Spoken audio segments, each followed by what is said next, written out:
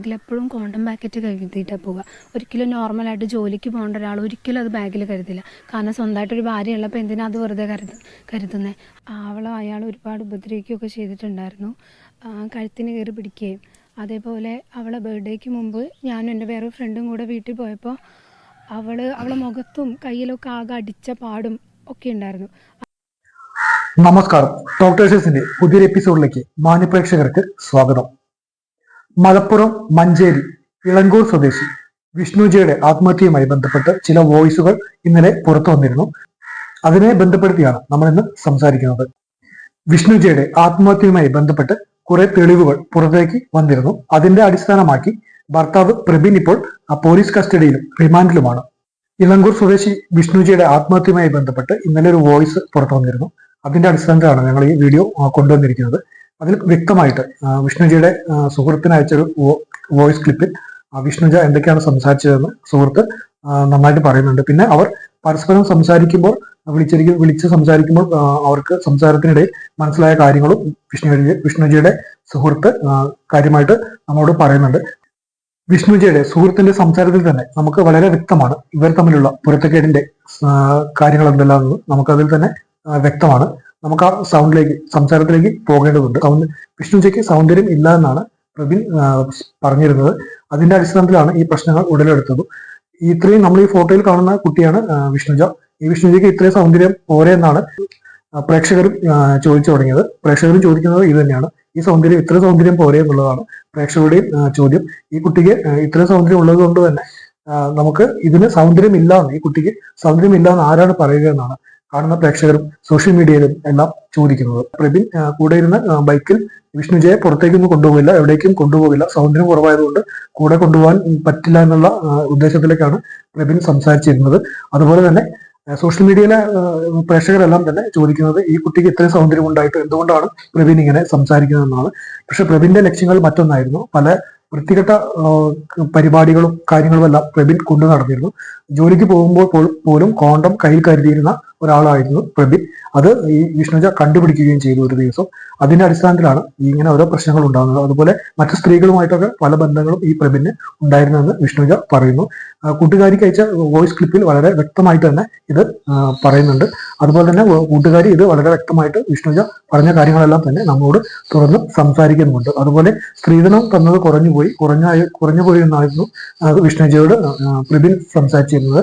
അതുപോലെ എന്റെ ജോലി കണ്ട് എന്റെ കൂടെ നിൽക്കണ്ട, എന്നെ നോക്കണ്ട, നിനക്ക് വേണമെങ്കിൽ നിനക്ക് സ്വന്തമായ ഒരു ജോലി കണ്ടുപിടിച്ചോ, ജോലി എടുത്ത് ജീവിച്ചോ എന്നൊക്കെയാണ് വിഷ്ണുജിയോട് പ്രബിൻ സംസാരിച്ചിരുന്നത്. അതും വളരെ വ്യക്തമായിട്ട് തന്നെ പറയുന്നുണ്ട്. ഇത്രയും കാര്യങ്ങൾ തന്നെയാണ് നമ്മുടെ സമൂഹത്തിൽ ഇത്രയും കാര്യങ്ങൾ ഉണ്ടായിട്ടും ഇത്രയും സൗകര്യത്തോടു കൂടിയും നല്ലൊരു പെൺകുട്ടികളെ കല്യാണം കഴിച്ചു കൊടുത്ത ശേഷം ഇങ്ങനെയാണ് ഓരോ വരന്റെ വീട്ടുകാരും വരനും കൂടിയാണ് ഇതിനെല്ലാം കൂട്ടുനിന്നാണ് പോലീസിന്റെ നിഗമനം. അതുപോലെ വരന്റെ വീട്ടുകാർക്കെതിരെ കേസ് ചാർജ് ചെയ്യാനുള്ള സാധ്യത കാണുന്നുണ്ട്. എന്തുകൊണ്ടെന്നാൽ അവരും ഇതിന് കൂട്ടുനിന്നിരുന്നു എന്നാണ് പോലീസിന്റെ സംശയം. അതുകൊണ്ട് തന്നെ ഇത്തരം കാര്യങ്ങളിലേക്ക് നമ്മൾ പോകുമ്പോൾ അച്ഛനമ്മയും കുട്ടികളെ മറ്റു സ്ഥലങ്ങളിലേക്ക് പറഞ്ഞയക്കുമ്പോൾ, ഭർത്താവിന്റെ കൂടെ ഒരു കല്യാണം കഴിഞ്ഞ് പറഞ്ഞയക്കുമ്പോൾ തന്നെ നമുക്ക് അവർക്ക് സ്ട്രോങ് ആയിട്ടൊരു ബേസ് നമ്മൾ കൊടുക്കേണ്ടതാണ്. എന്തുകൊണ്ടെന്നാൽ നിങ്ങൾക്ക് എന്ത് പ്രശ്നങ്ങളുണ്ടായാലും നമ്മൾ നിങ്ങളുടെ കൂടെ ഉണ്ടെന്നുള്ളൊരു ധൈര്യം ഈ കുട്ടികൾക്ക് അച്ഛനമ്മമാര് വീട്ടിൽ നിന്നും കൊടുക്കേണ്ടതുണ്ട്. പിന്നെ വിഷ്ണുജ ഈ പ്രശ്നങ്ങളെല്ലാം വീട്ടിൽ പറഞ്ഞിട്ടുണ്ടെങ്കിലും അതിലൊന്നും ഇടപെടാൻ വിഷ്ണുജ സമ്മതിച്ചിരുന്നില്ല എന്നാണ് അറിയാൻ കഴിഞ്ഞത്. അത് വിഷ്ണുജയുടെ ജ്യേഷ്ഠത്തെയും അനിയത്തിയും ഇന്നലെ സംസാരിച്ചപ്പോൾ പറഞ്ഞിരുന്നു. അവര് ഈ പ്രശ്നങ്ങൾ ഞാൻ തന്നെ സോൾവ് ചെയ്തോളാം, ഈ പ്രശ്നങ്ങൾ ഞാൻ തന്നെ സോൾവ് ചെയ്യും, നിങ്ങൾ ആരും ഇതിൽ ഇടപെടേണ്ട, എനിക്ക് തന്നെ ഇത് ക്ലിയർ ചെയ്യാൻ സാധിക്കും, ഇടപെടേണ്ട സമയം വരുമ്പോൾ ഞാൻ നിങ്ങളോട് പറയാമെന്നാണ് വിഷ്ണുജ വീട്ടുകാരോട് പറഞ്ഞിരുന്നത്. അതുകൊണ്ട് തന്നെ കൂടുതലായിട്ട് ഇൻഫ്ലുവൻസ് ചെയ്യാൻ വീട്ടുകാർക്കും സാധിച്ചിരുന്നില്ല. ഇതിൽ ഇടപെട്ട് കഴിഞ്ഞാൽ വളരെ മോശമായ പ്രതികരണമായിരിക്കും പ്രബിന്റെ ഭാഗത്തു നിന്നും ഉണ്ടാവുക എന്ന് വിഷ്ണുജിക്ക് അറിയാം. അതുകൊണ്ട് തന്നെയാണ് വിഷ്ണുജ ഇതിൽ നിന്നും നിങ്ങൾ ഇടപെടേണ്ട എന്ന് പറയാനും കാരണം എന്നാണ് നമുക്ക് മനസ്സിലാവുന്നത്. അക്രമങ്ങൾ നേരിട്ടിരുന്നു, പീഡനങ്ങൾ നേരിട്ടിരുന്നു, അതിന്റെയൊക്കെ മുറിപ്പാടുകളും ദേഹത്തെല്ലാം കണ്ടിരുന്നു എന്നാണ് കൂട്ടുകാരികൾ പറഞ്ഞിരുന്നത്. പിന്നെ കൂട്ടുകാരികളെ ഫോൺ ചെയ്യുവാനും വീട്ടിലേക്ക് ഫോൺ ചെയ്യുവാനും ചേച്ചിമാർക്ക് ഫോൺ ചെയ്യുവാനും ഈ പ്രബിനുള്ള സമയത്ത് അയാൾ സമ്മതിക്കില്ലായിരുന്നു. അങ്ങനെ ഓരോ സംശയങ്ങൾ കാരണമാണ് കൂട്ടുകാരികൾ ഫോൺ ചെയ്താൽ എല്ലാ കാര്യങ്ങളും കൂട്ടുകാരികളുമായി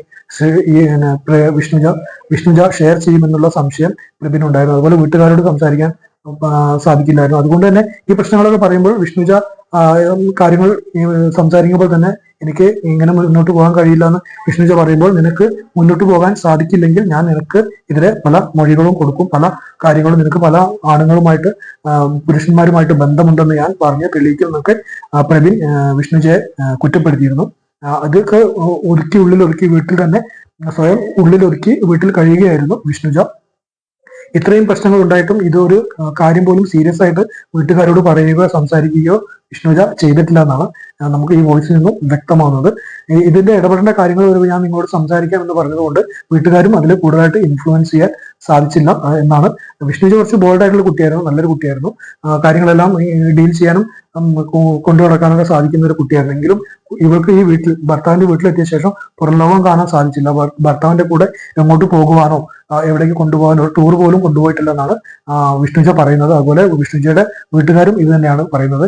പിന്നെ ഇയാളൊരു സെക്സ് മാനിയ പിടിച്ച ഒരാൾ ആയിരുന്നു. സെക്സ് മാനിയ എന്ന് പറഞ്ഞാൽ വെറൈറ്റി സെക്സുകൾ ചെയ്യാൻ ആഗ്രഹിക്കുന്ന, അതുപോലെ കൂടുതൽ സെക്സിനോട് ആസക്തി ഉള്ള ഒരാളായിരുന്നു ഈ പ്രബിൻ. അതുകൊണ്ട് തന്നെ വിഷ്ണുജയെ പല കാര്യങ്ങൾക്കും, പല സെക്സ് മുഖേന ചെയ്യുന്ന പല കാര്യങ്ങളും വിഷ്ണുജയെ നിർബന്ധിച്ച് ചെയ്യിച്ചിരുന്നു എന്നാണ് വിഷ്ണുജ പറഞ്ഞിരുന്നത്. അയാൾക്ക് അത് മാത്രമായിരുന്നു ആവശ്യം, ഭാര്യയെ ആവശ്യമില്ലായിരുന്നു. പിന്നെ അമ്മയ്ക്ക് വീട്ടിലൊരു കൂട്ടിന് വേണ്ടിയിട്ടായിരുന്നു ഈ വിഷ്ണുജയെ കൊണ്ടുവന്നിരുന്നത്. ഭാര്യ എന്നൊരു സ്ഥാനം വിഷ്ണുജയ്ക്ക് ഇല്ലായിരുന്നു. ശാരീരിക ബന്ധത്തിൽ മാത്രം ഒതുങ്ങുന്ന ഒരു ബന്ധം മാത്രമായിരുന്നു വിഷ്ണുജയും പ്രബിനുമായിട്ടുണ്ടായിരുന്നത്. പ്രബിന് മറ്റു സ്ത്രീകളുമായിട്ട് ബന്ധമുള്ളത് കൊണ്ട് തന്നെ പുറത്ത് മറ്റു സ്ത്രീകളോട് ബന്ധപ്പെടുത്തിയായിരുന്നു കാര്യങ്ങളെല്ലാം ഈ വിഷ്ണുജ മനസ്സിലാക്കിയിരുന്നത്. കുറെ ആളുടെ ഫോൺ കോളുകൾ വിഷ്ണുജ നിരീക്ഷിക്കേണ്ടായിരുന്നു. കുറെ നമ്പറുകൾ വിഷ്ണുജയുടെ കയ്യിൽ സ്റ്റോർ ചെയ്തിട്ടുണ്ട്. പക്ഷെ എങ്കിലും വിഷ്ണുജയെ സംശയമുള്ളത് കൊണ്ട് വിഷ്ണുജയുടെ ഫോൺ എടുത്ത് ഇയാൾ റീസെറ്റ് ചെയ്ത് മാറ്റുമായിരുന്നു. അതെല്ലാം പിന്നെ നമ്മൾ ചെക്ക് ചെയ്യുമ്പോൾ ആ ഡീറ്റെയിൽസ് ഒന്നും ആ ഫോണിൽ കാണില്ല. അങ്ങനെ പല കാര്യങ്ങളും ഈ പ്രബിൻ ചെയ്തിരുന്നതെന്നാണ്. ഇപ്പോൾ എന്തായാലും പോലീസ് കസ്റ്റഡിയിലാണ് പ്രബിൻ ഉള്ളത്. നമുക്ക് വിഷ്ണുജയുടെ സുഹൃത്തിന്റെ വോയിസിലേക്ക് ഒന്ന് പോയി നോക്കാം. ആ വോയിസിൽ കാര്യങ്ങളെല്ലാം സംസാരിക്കുന്നുണ്ട്, പറയുന്നുണ്ട്. നമുക്ക് ആ വോയിസിലേക്കാണ് പോകേണ്ടത്. വീഡിയോയിലേക്ക് പോകുന്നതിന് മുമ്പായിട്ട് നിങ്ങൾ എല്ലാവരും ടോക്ക് ഷേഴ്സ് കാണുന്നുണ്ട്, ഞങ്ങളെ പ്രോത്സാഹിപ്പിക്കുന്നുണ്ട്.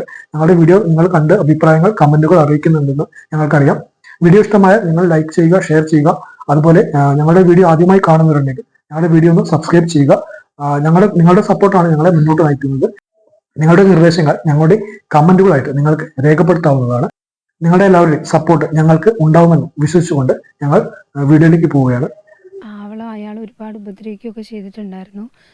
കഴുത്തിന് കയറി പിടിക്കുകയും, അതേപോലെ അവളെ ബർത്ത്ഡേക്ക് മുമ്പ് ഞാനും എൻ്റെ വേറെ ഫ്രണ്ടും കൂടെ വീട്ടിൽ പോയപ്പോൾ അവളെ മുഖത്തും കയ്യിലൊക്കെ ആകെ അടിച്ച പാടും ഒക്കെ ഉണ്ടായിരുന്നു. അത് അയാളുടെ അമ്മയ്ക്കൊക്കെ അറിയായിരുന്നു. അന്ന് രാവിലെ അയാൾ ഡ്യൂട്ടിക്ക് പോകുന്നതിന് മുമ്പ് അതൊക്കെ അടിക്കുകയൊക്കെ ചെയ്തിരുന്നത്. എന്നിട്ട് ഉച്ച വരെയായിട്ട് ആ കുട്ടി പുറത്തേക്ക് ഇറങ്ങിയിട്ടുണ്ടായിരുന്നില്ല. എന്നിട്ടും അവരമ്മയൊന്ന് തിരിഞ്ഞു നോക്കുകയൊന്നും ചെയ്തിട്ടില്ല എന്താന്ന്. എന്നിട്ട് ഞാനും അവനും കൂടെ പോയപ്പോൾ അപ്പോഴവളൊന്ന് എഴുന്നേക്കുന്നത്, ആ റൂമിൽ നിന്ന് അവളൊന്ന് പുറത്തിറങ്ങി കുളിക്കുന്ന അപ്പോഴാണ്. അപ്പം ഞാൻ ചോദിച്ചു ഇത് എന്താണെന്ന് ചോദിച്ചു. എനിക്ക് അപ്പോഴേ മനസ്സിലായി. എന്നിട്ട് ഞാൻ അവളെ എൻ്റെ വീട്ടിൽ തിരിച്ചു വന്ന് ജസ്റ്റ് വീട്ടിൽ സൂചിപ്പിച്ചായിരുന്നു. അവളെ സംബന്ധിച്ച് എന്താ വെച്ചാൽ അവൾക്കൊരു ജോലി ഉണ്ടായിരുന്നില്ല. അവൾ മാക്സിമം ട്രൈ ചെയ്യുന്നുണ്ടായിരുന്നു. അവളെ പഠിക്കാൻ അയാളൊരു സമാധാനം പോലും കൊടുക്കുന്നുണ്ടായിരുന്നില്ല. അയാളെപ്പോഴും ഫിസിക്കലി ഒക്കെ ആണെങ്കിലും ഭയങ്കരമായിട്ട് യൂസ് ചെയ്യുമായിരുന്നു. അവൾ ഭയങ്കരമായിട്ട് ഫോഴ്സ് ചെയ്യുമായിരുന്നു. അവൾക്ക് താല്പര്യമില്ല എന്ന് പറയുമ്പോൾ അവൾക്ക് മറ്റു പല ബന്ധങ്ങളുണ്ട് എന്നുള്ള രീതിയിൽ അയാൾ വെറുതെ ആരോപണമൊക്കെ പറയുമായിരുന്നു. അവൾ അത്രയും കരഞ്ഞിട്ടാണ് എനിക്ക് മെസ്സേജ് അയക്കുകയൊക്കെ ചെയ്തിരുന്നത്. അവൾ എത്ര സിൻസിയറായിട്ട് നിന്നാലും അയാൾ ഒരുപാട് ഉപദ്രവിക്കും. അയാൾക്ക് മറ്റു പല സ്ത്രീകളായിട്ട് ബന്ധങ്ങളുണ്ടായിരുന്നു എന്ന് അവൾക്ക് സംശയം ഉണ്ടായിരുന്നു. അയാൾ ഏതൊക്കെയോ പാർക്കിൽ പോകുന്നതിൻ്റെയൊക്കെ അവൾ കണ്ടിട്ടുണ്ടായിരുന്നു. അവളുടെ വീട്ടുകാരെ വരെ മീറ്റ് ചെയ്യാൻ പോകുന്ന, അച്ഛനെയൊക്കെ എന്തെങ്കിലും ഒരു ആവശ്യത്തിന് കാണാൻ പോകുന്നവരെ അവളെ വീട്ടിൽ പോകാൻ പോലും അവർ സമ്മതിക്കുന്നുണ്ടായിരുന്നില്ല. എൻ്റെ അടുത്തോട്ടൊന്ന് വന്നോട്ടെ എന്ന് ചോദിച്ചിട്ട് പോലും അയാൾക്ക് എന്നെ പോലും ഇഷ്ടമുണ്ടായിരുന്നില്ല. കാരണം എന്നോട് ഇനി എല്ലാം പറഞ്ഞാലോ, അങ്ങനെ ഇനി അയാളെ നെഗറ്റീവായിട്ട് വന്നാലോ എന്നുള്ള രീതിയിൽ അങ്ങനെയൊക്കെ ഭയങ്കര ടോർച്ചറിങ് ആയിരുന്നു. അവളൊന്ന് പുറത്തിറക്കുന്നുണ്ടായിരുന്നില്ല. അവൾ രാവിലെ എണീറ്റ് ആ വീട്ടിലെ സകലമാന പണിയും ചെയ്ത് അത് കഴിഞ്ഞിട്ട് അയാളെ ആവശ്യങ്ങളെല്ലാം നിറവേറ്റി കൊടുത്ത് അങ്ങനെയായിരുന്നു. അവളൊന്ന് പുറത്തിറങ്ങാനോ ഒന്ന് പുറത്ത് കൊണ്ടുപോകാനോ ഒന്നിനും ആക്കുന്നുണ്ടായിരുന്നില്ല. അവളെ ഭയങ്കരമായിട്ട് ഫോഴ്സ് ചെയ്യുന്നുണ്ടായിരുന്നു. അവൾ ഭയങ്കര മോശമായിട്ട് തന്നെ അവളതിന് സമ്മതിച്ചില്ലെങ്കിൽ അവൾക്ക് വേറെ ആളുകളായിട്ട് ബന്ധമുള്ളതുകൊണ്ടാണ് നീ സമ്മതിക്കാത്ത, അങ്ങനെയാണ് ഇങ്ങനെയാണെന്നുള്ള രീതിയിൽ വെറുതെ. അവളെ സംബന്ധിച്ച് അവൾ ഒരിക്കലും അങ്ങനെ ഒരു കുട്ടിയല്ല. അവളിതിനു മുമ്പ് കഴുത്തിന് കയറി പിടിച്ചിട്ടുണ്ട്. അതേപോലെ അവളെ ഫോഴ്സ് ചെയ്ത് സെക്സ് ചെയ്യാൻ വേണ്ടിയിട്ടൊക്കെ ആണെങ്കിലും ഭയങ്കരമായിട്ട് ഫോഴ്സ് ചെയ്യും. അവൾ സംസാരിക്കട്ടെ, എന്നോടൊന്ന് സംസാരിക്കട്ടാന്നൊക്കെ ചോദിക്കുമ്പോൾ അയാൾ ഉടനെ ഇതാ ചെയ്യുക, ഇത് മതി, അയാൾക്കിത് മതി. എന്നിട്ട് അവൾ വിട്ടു പോകുമെന്ന് പറയുമ്പോൾ ഉടനെ അയാളെ സംബന്ധിച്ച് അയാളെ ചുറ്റിക്കളി പുറത്തറിയാണ്ടിരിക്കാൻ അയാളെ വീട്ടിൽ അയാളെ അമ്മയ്ക്ക് കൂട്ടായിട്ട് ഒരു ഭാര്യ പദവി വേണമായിരുന്നു. അതായിരുന്നു ഇവൾക്കാണെങ്കിൽ ഒരു ജോലി ഉണ്ടായിരുന്നില്ല. സോ വീട്ടിൽ തന്നെ ഇരുന്നോളും, വീട്ടുപണിയും ചെയ്ത് വീട്ടിൽ തന്നെ ഇരുന്നോളും. അതേപോലെ ബാങ്ക് കോച്ചിങ്ങിന് അവളെ കോഴിക്കോട് കൊണ്ടാക്കിയായിരുന്നു ഹോസ്റ്റലിൽ. അവൾക്കതൊട്ടും പറ്റുന്നുണ്ടായിരുന്നില്ല. ആ ഒരു ഹോസ്റ്റൽ റൂമിൽ അവൾ ഒറ്റയ്ക്കായിരുന്നു, ഒട്ടും പറ്റുന്നുണ്ടായിരുന്നു. അവൾ കരഞ്ഞ് കാല് പിടിച്ച് അയാളോട് പറഞ്ഞു ഞാൻ വന്നോട്ടെ. അയാൾ സമ്മതിച്ചില്ല. അയാൾ അതേപോലെ തന്നെ അവളെ വീട്ടിൽ എടുത്തിട്ട് അയാൾ വേറെ പല എങ്ങോട്ടൊക്കെയോ കറങ്ങാനും ഒക്കെ പോകാറുണ്ടായിരുന്നു. ഇതിൻ്റെ കുറേ അവളെ ഫോണിൽ അവൾ കുറേ കാര്യങ്ങൾ തെളിവായിട്ട് എടുത്തു വെച്ചിട്ടുണ്ടായിരുന്നു. അത് അയാൾ കളയുക ചെയ്തത് ഫോണിൽ നിന്ന്. ഇടയ്ക്കിടയ്ക്ക് അവളെ ഫോണ് റീസ്റ്റാർട്ട് അങ്ങനെ എന്തോ ചെയ്തിട്ട് അത് കളയുമായിരുന്നു. അവളേതൊന്നും ഉണ്ടായിരുന്നില്ല. അയാൾ ബാഗിൽ എപ്പോഴും കോണ്ടം പാക്കറ്റ് കരുതിയിട്ടാണ് പോവുക. ഒരിക്കലും നോർമലായിട്ട് ജോലിക്ക് പോകേണ്ട ഒരാൾ ഒരിക്കലും അത് ബാഗിൽ കരുതില്ല. കാരണം സ്വന്തമായിട്ടൊരു ഭാര്യ ഉള്ളപ്പോൾ എന്തിനാ അത് വെറുതെ കരുതുന്നത്. അതേപോലെ തന്നെ അയാൾ ഫോണിലേക്ക് കുറേ പേരെ ഭയങ്കരമായിട്ട് നിരന്തരമായിട്ട് അയാൾ കോൺടാക്ട് ചെയ്തിരുന്ന ലേഡീസിൻ്റെ നമ്പറൊക്കെ അവളെ കയ്യിലുണ്ടായിരുന്നു. അതിനെക്കുറിച്ചൊക്കെ ചോദിക്കുമ്പോൾ അവൾക്ക് സംശയരോഗമാണ്, അങ്ങനെയാണ് ഇങ്ങനെയാണ് പറഞ്ഞാൽ അവളെ കുറേ ഉപദ്രവിക്കുമായിരുന്നു. അതേപോലെ തന്നെ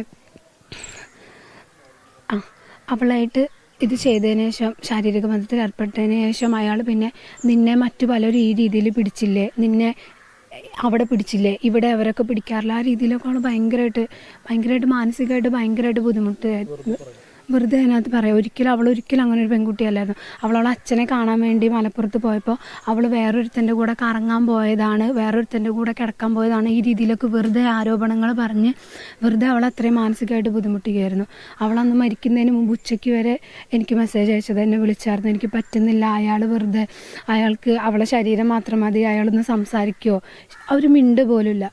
അവരമ്മയാണെങ്കിലും ഒരു ദിവസം അവരെ മുമ്പ് നമ്മളെ ഉപദ്രവിച്ച് സോഫയ്ക്ക് വലിച്ചെറിഞ്ഞപ്പോൾ അതിൻ്റെ എതിരെ കേസിൻ്റെ കാര്യം അവളെ ഇനി ഉപദ്രവിക്കുകയാണെങ്കിൽ കേസ് കൊടുക്കുന്നുള്ള രീതിയിൽ പറഞ്ഞപ്പോൾ അവരമ്മ പറഞ്ഞതാണ്, നീ അങ്ങനെ ചെയ്യുകയാണെന്നുണ്ടെങ്കിൽ ഞങ്ങൾ ഒരിക്കലും ആരും നിങ്ങളെ കൂടെ നിൽക്കില്ല എന്നുള്ള രീതിയിൽ. അതുപോലെ അവളെ നാത്തൂനോട് അവളെല്ലാം ഷെയർ ചെയ്തുകൊണ്ടിരുന്നതാണ്. അവൾ ഇതിനു മുമ്പ് ഒരു സൂസൈഡ് അറ്റംപ്റ്റ് ചെയ്തതാണ്. അതൊക്കെ അവരുടെ ഫാമിലിക്ക്, ഹസ്ബൻഡിൻ്റെ ഫാമിലിക്കൊക്കെ നന്നായിട്ട് അറിയാം. പക്ഷെ അവരാണെങ്കിലും ഒന്നും ചെയ്തില്ല. അവളെ സംബന്ധിച്ച് അവൾക്കൊരു ജോലിയില്ല, പ്രായമായിട്ടുള്ള അച്ഛനും അമ്മയാണ്. ഒരു ജോലിയായിട്ട് ഇതെല്ലാം അവസാനിപ്പിക്കുക എന്നുള്ള രീതിയിൽ തന്നെ അവൾ നിന്നിരുന്നത്.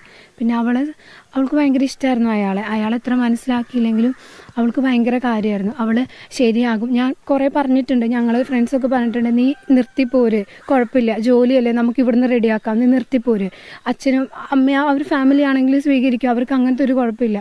പക്ഷെ അവളെ സംബന്ധിച്ച് പ്രായമായിട്ടുള്ള അച്ഛനാണ്, ഇനി അച്ഛൻ നോക്കണ്ടേ, ഒരു ജോലിയായിട്ടാണെന്നുണ്ടെങ്കിൽ, നല്ലൊരു ജോലിയായിട്ടാണെന്നുണ്ടെങ്കിൽ അവൾ സെക്യൂർഡാണ്, സേഫാണ്, അവൾക്ക് കുഴപ്പമില്ലല്ലോ, അവൾക്ക് ജീവിക്കാമല്ലോ. ഞാൻ ജോലിയായിട്ട് ഇയാൾക്കെതിരെ എൻ്റെ ഫോണിലുള്ള എല്ലാ തെളിവും ഞാൻ ഇതാക്കും. കാരണം അയാൾ കുറേ ആരോപണങ്ങൾ പറഞ്ഞു അവൾ ഉപേക്ഷിച്ചിട്ട് പോകുമെന്ന് പറയുമ്പോൾ നിനക്ക് മറ്റു പലരോട് ബന്ധമുണ്ടെന്നുള്ള രീതിയിൽ ഞാൻ പറയും, ഞാനത് പറഞ്ഞുണ്ടാക്കും, നിന്നെ സമാധാനത്തോടെ ജീവിക്കാൻ ഞാൻ അനുവദിക്കില്ല, ഈ രീതിയിൽ നിൻ്റെ ഫാമിലിയെ ഞാൻ നാണം കെടുത്തു, ഈ രീതിയിൽ അവൾ ഒരുപാട് ബ്ലാക്ക് മെയിൽ ചെയ്തിട്ടുണ്ട്. അവൾ പറഞ്ഞാൽ അവൾ പാവം കുട്ടി, അവൾക്ക് അങ്ങനെ ഇങ്ങനത്തെ സിറ്റുവേഷനൊന്നും അവൾക്ക് ഹാൻഡിൽ ചെയ്യാൻ പറ്റുന്ന ടൈപ്പ് ഒരു കുട്ടിയല്ല.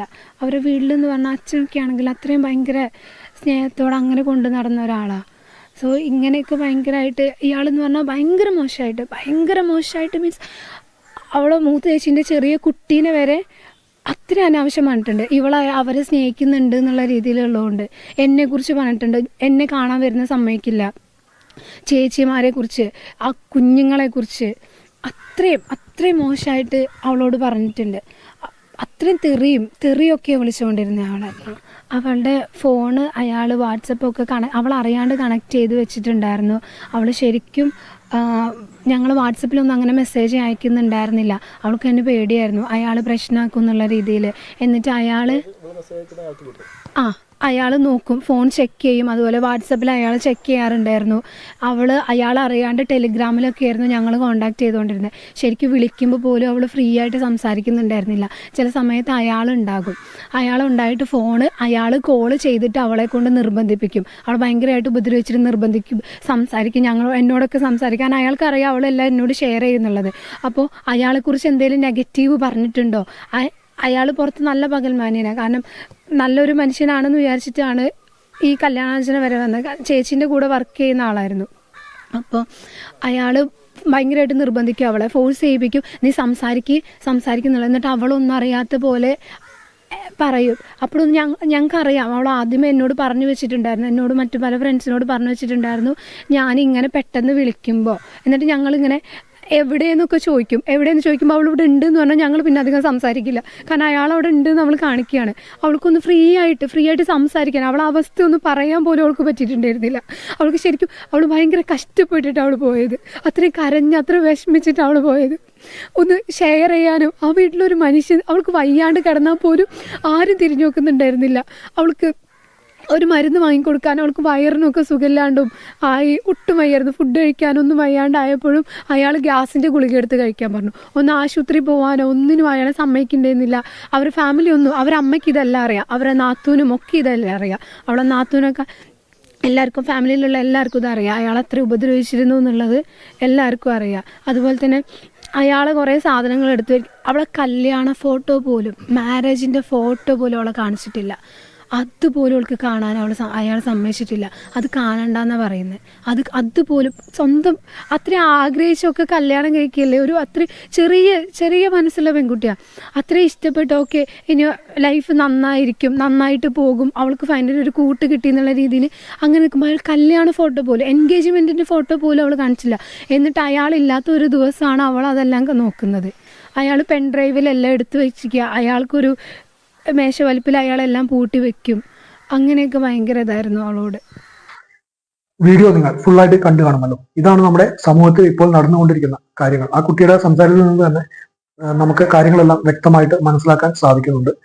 എങ്കിലും ഇതുപോലുള്ള പ്രശ്നങ്ങൾക്ക് നേരിടുമ്പോൾ നമ്മൾ കരുത്തരായ സ്ത്രീകളാണ്, നിയമങ്ങൾ സ്ത്രീകൾക്കെല്ലാം അനുകൂലമാണ്. ഇപ്പോൾ അതുകൊണ്ട് തന്നെ നിങ്ങൾക്ക് എന്ത് പ്രശ്നങ്ങൾ ഉണ്ടെങ്കിലും, സ്ത്രീകൾക്ക് എന്ത് പ്രശ്നങ്ങൾ നേരിടുന്ന അവസ്ഥ, ഗാർഹിക പീഡനങ്ങൾ മുഖേന ഉണ്ടാകുന്ന അവസ്ഥകൾ എല്ലാം സോൾവ് ചെയ്യാൻ വേണ്ടി ഒരു കൗൺസിൽ ഇവിടെ ഗവൺമെന്റ് രൂപീകരിച്ചിട്ടുണ്ട്. അതുപോലെ പോലീസ് സ്റ്റേഷൻ വഴി നിങ്ങൾക്ക് ബന്ധപ്പെടാവുന്നതാണ്. നിങ്ങൾക്ക് എന്ത് കാര്യങ്ങളും പുറത്തേക്ക് സംസാരിച്ച് പുറത്തു കൊണ്ടുവരാൻ സാധിക്കുന്ന രീതിയിലുള്ള ഒരു അവസ്ഥയാണ് ഇപ്പോൾ ഉള്ളത്. അതുകൊണ്ട് നിങ്ങൾ ഒന്നും മൂടി വെക്കേണ്ടതില്ല, ഒന്നും മറച്ചു വെക്കേണ്ടതില്ല, എല്ലാം നിങ്ങൾ തുറന്ന് സംസാരിക്കുക. എല്ലാവരും നമ്മുടെ സഹോദരന്മാരാണ്. അപ്പൊ അവർക്കുണ്ടാകുന്ന ഓരോ പ്രശ്നങ്ങളും നമ്മുടെ പ്രശ്നങ്ങളായിട്ട് തന്നെ നമുക്ക് തോന്നാറുണ്ട്. ഈ വിഷ്ണുജിക്ക് സംഭവിച്ചതുപോലെ മറ്റൊരു കുട്ടികൾക്കും ഇനി സംഭവിക്കാതിരിക്കട്ടെ എന്നാണ് നമ്മൾ കരുതുന്നത്. എന്തായാലും ഇതുപോലുള്ള പ്രശ്നങ്ങൾ നിങ്ങൾ സമൂഹത്തിന്റെ മുൻപിലേക്ക് തന്നെ കൊണ്ടുവരേണ്ടതുണ്ട്. ഒന്നും ഒളിച്ചു വെക്കേണ്ടതില്ല, ഒന്നും മറച്ചു വെക്കേണ്ടതുമില്ല. സ്ത്രീകൾ ഇപ്പോൾ സ്ട്രെങ്തറാണ്, കരുത്തുറ്റ ആളുകൾ തന്നെയാണ് ഇപ്പോൾ സ്ത്രീകൾ. അതുകൊണ്ട് നിങ്ങൾക്ക് സമൂഹത്തിന് മുൻപിലേക്ക് എന്ത് കാര്യങ്ങൾ തുറന്നു പറയാനുള്ള അവകാശവും ഇപ്പോൾ തുറന്നിട്ടിട്ടുണ്ട്. അതുകൊണ്ട് തന്നെ നിങ്ങൾക്ക് എന്തും പുറത്ത് കൊണ്ടുവരാനുള്ള സാധ്യതയും ഇപ്പോൾ വളരെ കൂടുതലാണ്. ഇതുപോലുള്ള അവസരങ്ങളിൽ നിങ്ങൾ പ്രായോഗികമായിട്ട് ചിന്തിക്കുക എന്ന് മാത്രമാണ് ഡോക്ടർ ഷേഴ്സിന് ഇന്ന് നിങ്ങളോട് പറയാനുള്ളത്. പുതിയൊരു വിഷയവുമായി, പുതിയൊരു വീഡിയോയുമായി ഞങ്ങൾ വരുന്നവരേക്കും നിങ്ങളോട് വിട പറയുന്നത് മറ്റാരുമല്ല, it's me signing off doctor ഷേഴ്സ്.